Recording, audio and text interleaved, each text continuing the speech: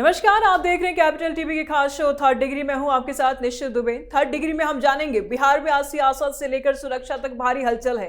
एक तरफ पटना की विशेष अदालत ने सांसद पप्पू यादव के खिलाफ कुर्की का आदेश देकर राजनीति बढ़ा दिया है, तो दूसरी ओर छपरा में मंदिर के अपमान के बाद दो समुदायों में तनाव है, तो वही कुशेश्वर स्थान में आपसी लेन देन ने हिंसक रूप ले लिया है। और इस पर तमाम जानकारी के लिए हमारे साथ स्टूडियो में मौजूद हैं कैपिटल टीवी के एग्जीक्यूटिव एडिटर राजीव सिंह। बहुत बहुत स्वागत है सर आपका। धन्यवाद। चलिए एक नजर डालते हैं हेडलाइंस पर। पूर्णिया सांसद पप्पू यादव समेत 3 पर कुर्की जब्ती। 1995 धोखाधड़ी मामले में पटना कोर्ट का फैसला, अगली सुनवाई 7 फरवरी को। छपरा में धार्मिक झंडा तोड़ने पर भारी तनाव, दो समुदाय के बीच टकराव की स्थिति। कुशेश्वर स्थान के हरिनगर में रुपयों के लेन देन को लेकर भिड़े दो पक्ष, जमकर हुई मारपीट, दोनों ओर से प्राथमिकी दर्ज। अब खबरें विस्तार से। पूर्णिया के सांसद पप्पू यादव की मुश्किलें बढ़ गई है। पटना की विशेष अदालत ने पप्पू यादव समेत 3 लोगों को, शैलेंद्र प्रसाद और चंद्र नारायण प्रसाद के खिलाफ कुर्की जब्ती का आदेश जारी किया है। और ये मामला 1995 से जुड़ा है, जब पटना के गर्दनीबाग थाने में विनोद बिहारी लाल ने शिकायत दर्ज कराई थी। आरोप है कि तीनों ने धोखाधड़ी से मकान किराए पर लिया और बाद में इसे सांसद ऑफिस के रूप में इस्तेमाल किया, जबकि किराए पर लेते वक्त इसकी जानकारी छिपाई गई थी। सर, ये क्या है ये पूरा मामला? देखिए, पप्पू यादव को लेकर ये आरोप प्रत्यारोप कोई नई बात नहीं है। जिस तरीके से शुरू से ही लोगों का ये कहना है कि पप्पू यादव गुंडागर्दी करते हैं, पप्पू यादव बाढ़ में पैसे बांटते हैं, और भी चुनाव आचार संहिता लागू होने के बाद जिस तरीके से उसके अलावा भी कई सारे आपराधिक एक तरह से आरोप लगे, तो ये पप्पू यादव के बारे में समझ में नहीं आता है कि ये राजनीतिज्ञ हैं या हिस्ट्री शीटर हैं। पूर्णिया में जो अभी हाल में आरोप लगा है उसमें साफ साफ मकान मालिक का ये कहना है कि आप पटना के गर्दनी बाग के इलाके में मकान तो लेते हैं हमारे किराए पे, लेकिन रहने के लिए लेते हैं और आप उसमें सांसद ऑफिस खोल देते हैं। सवाल ये है कि पप्पू यादव जिस जनता की राजनीति की बात करते हैं, या फिर वो ये कहते हैं कि नहीं नहीं मैं तो गरीबों के लिए सोचता हूँ, गरीबों का मसीहा हूँ, तो आखिर इस तरह की आपराधिक गतिविधियों में वो शामिल क्यों होते हैं? और तय मानिए, अगर कहीं ना कहीं 95 का ये मामला इनके उल्टा पड़ता है तो इनकी गिरफ्तारी भी हो सकती है, क्योंकि लगातार पप्पू यादव इन चीज़ों को लेकर, अच्छी चीज़ों को लेकर नहीं लेकिन गलत चीज़ों के लिए सुर्खियों में जरूर रहते हैं।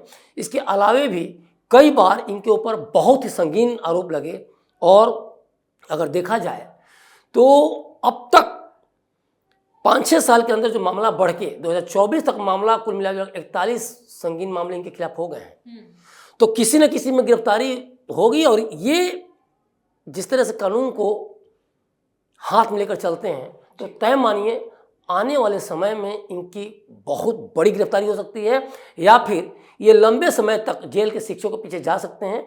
क्योंकि चुनाव के दौरान भी बहुत सारा कुछ उटपटांग हरकतें इनको देखने को आए, जिस तरह से यादवों के बच्चों ये क्या क्या कह के वो आग लगाते नजर आए, या फिर वो पगड़ी वालों, तो ये इनकी जो बोली है, इनका जो लहजा है, दिखाने के लिए तो बहुत ही लगता है जनता के हितैषी हैं, लेकिन जब वो इस तरीके से इनकी जो वारदातें मीडिया के माध्यम से सोशल मीडिया पे सुर्खियों में आती हैं, सामने आती हैं, तो लगता है कि पप्पू यादव का कुछ और ही चेहरा है।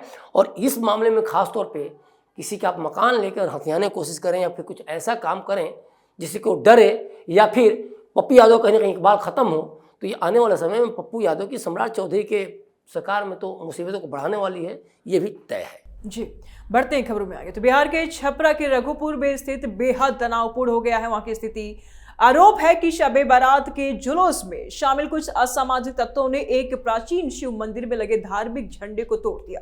इस घटना के बाद इलाके में भारी बवाल शुरू हो गया है। दो समुदायों के बीच में हिंसक झड़प देखी जा रही है। सर, क्या है ये पूरा मामला? देखिए, सबसे बड़ी बात है जो आरोप लग रहे हैं उसमें ये कहा जा रहा है कि शबे बारात के दौरान कुछ लोग जा रहे थे, मुस्लिम पक्ष के लोग, और उसके बाद वहाँ रास्ते में एक शिव मंदिर पड़ा और उसके ऊपर जो पताका लहरा रहा था उसको इन्होंने उखाड़ डाला। अब बड़ा सवाल ये है कि आप अपना धर्म माने लेकिन उकसावे की राजनीति न करें जी। आप कुछ लोग ऐसे होते हैं जो कि सांप्रदायिक कहीं ना कहीं उन्माद के सहारे जिंदगी जीना चाहते हैं, तो इसमें भी कुछ शायद ऐसे चरमपंथी कट्टरपंथी कुछ ऐसे जिहादी तत्व शामिल थे जिनको कुछ न कुछ खुराफात करने की सूझी, और जो आरोपों में अगर दम है तो उसके अनुसार साफ साफ ये कहा जा रहा है कि महादेव के मस्तक पर, महादेव के माथे पर जो पताका लहरा रहा था उसको उन्होंने उखाड़ डाला। देखिए, छपरा कोई आज नया ये खबर नहीं आ रही है। छपरा में मूर्ति विसर्जन के दौरान कई बार हिंसक हमले हुए। उसके अलावे भी छपरा कई बार दंगों की भेंट में, 1923 से ही कई बार दंगे की चीज़ें, बातें सामने आई हैं। 24 में भी आई, 17 में भी आई। तो ये लगातार जो कहीं ना कहीं छपरा की धरती दंगों की आग में झुलसती रही है, वहाँ के लोग झुलसते रहे हैं। तो एक बड़ा सवाल है कि आखिर ये कौन लोग हैं और इनका मकसद क्या है? क्या इसके पीछे कुछ चरमपंथी, कट्टरपंथी या जिहादी तत्व भी हैं? क्या कुछ ऐसे लोग भी हैं कि जो कहीं ना कहीं पॉलिटिकल जिनको सपोर्ट हो और ऐसा उकसाया जा रहा हो?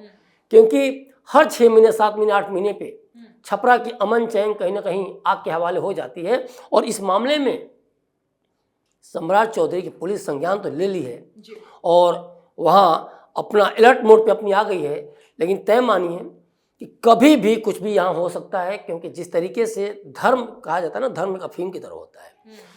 क्योंकि जिस तरीके से हिंदू मुस्लिम राइट कहीं ना कहीं देने की कोशिश की जा रही है, तो आगे ये मामला और भी खराब हो सकता है, माहौल काफ़ी बिगड़ सकता है, इसमें भी कोई दो राय नहीं।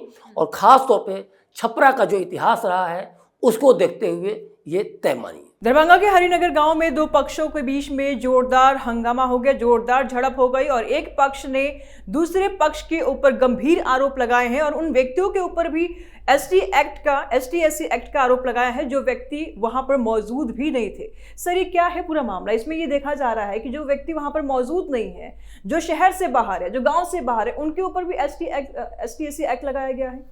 देखिए, पूरे मामले को अगर समझें तो ये साफ साबित हो रहा है कि जिस तरीके से बिहार को लेकर ये आंकड़े आते हैं कि 99.40% बिहार में एससी एसटी को लेकर फर्जी केसेस होते हैं दर्ज।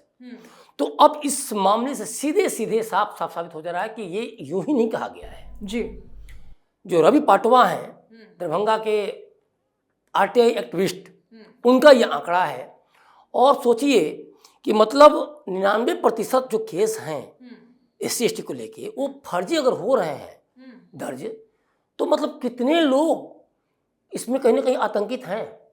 और क्या इसी का फायदा उठा करके कि भाई दो लोग लड़ते हो, लड़ाई किसी और चीज़ की है, और जब एक पक्ष ये देखता है कि हम हार रहे हैं या हमारा पक्ष कमज़ोर है, लेकिन वो अपने पक्ष को मजबूत करने के लिए, चूँकि वो एससी एसटी के अंतर्गत है, तो उसका फ़ायदा उठाने के लिए या फिर सामने वाले को उससे बदला लेने के लिए या सज़ा दिलाने के लिए वो एक्ट ठोक देता है।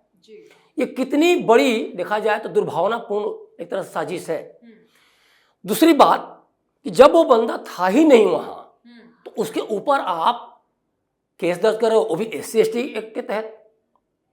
मतलब आपको सरकार ने, संविधान ने, कानून ने कहीं ना कहीं कुछ मामलों में तरजीह दी है, तो आप उसके लिए किसी को फांसी पर चढ़वा दोगे, किसी को लिए जेल भिजवा दोगे, उसको जेल में सड़ा दोगे, उसकी पूरी जिंदगी तबाह।